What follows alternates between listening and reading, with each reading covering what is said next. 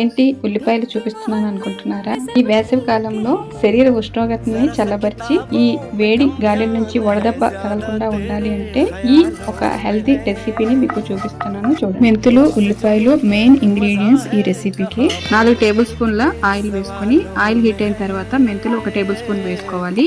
మెంతులు దోరగా వేగిన తర్వాత ఉల్లిపాయ ముక్కలు 2 కప్పుల వరకు వేసుకోవాలి. మొత్తం 3 ఉల్లిపాయలు అయితే కట్ చేసి వేసాను. పచ్చిమిర్చి ఒక 4-5 మధ్యలో ఘాట్లు పెట్టుకుని వేసుకోండి. సాల్ట్ 1 టేబుల్ స్పూన్ వేసుకుని మూత పెట్టి మగ్గించుకోవాలి. ఈ లోపల చింతపండు నానబెట్టుకోండి. మగ్గిన ఉల్లిపాయల్లోకి పసుపు, కారం వేసుకోవాలి. ఈ కారం అనేది ఆవాలు, మెంతులు, జీలకర్ర, ధనియాలు, ఎండుమిర్చితో చేసిన కారం పొడి. ఇది కూరల కోసం ప్రత్యేకంగా చాలా బాగుంటుంది.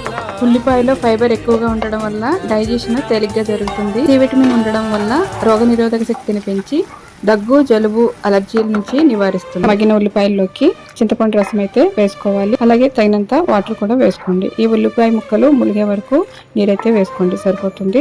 పలచగా అయితే ఉండకూడదు. ఉల్లిపాయ ముక్కలతో చిక్కగానే ఉంటుంది. బెల్లం ఒక చిన్న ముక్క వేసుకుంటే టేస్ట్ అనేది మనకి అడ్జస్ట్ అవుతుంది. పులుపుకి ఆ తీపి. కరివేపాకు 2 రెమ్మలు వేసుకుని ఒక 5 నిమిషాలు మనం ఉడికించుకుంటే దగ్గరగా అవుతుంది. మెంతులు ఉడికి చింతపండు రసము, తీపి అంతా పట్టి ఆ ఉల్లిపాయలు పులుసు చాలా మంచి గుమగుమ వాసన వస్తుంది ఆ మెంతులతో. ఈ ఉల్లిపాయలు, మెంతులు పులుసు 1 గంట ఆగిన తర్వాత తింటే అది పులుసు అంతా బాగా మగ్గి టేస్ట్ అనేది చాలా బాగుంటుంది. ట్రై చేయండి. ఉల్లిపాయలో సల్ఫర్ ఉండడం వల్ల జుట్టు పెరుగుదలను ప్రోత్సహిస్తుంది. చర్మం ముడతలు లేకుండా ఆరోగ్యంగా ఉంచడానికి సహాయపడుతుంది.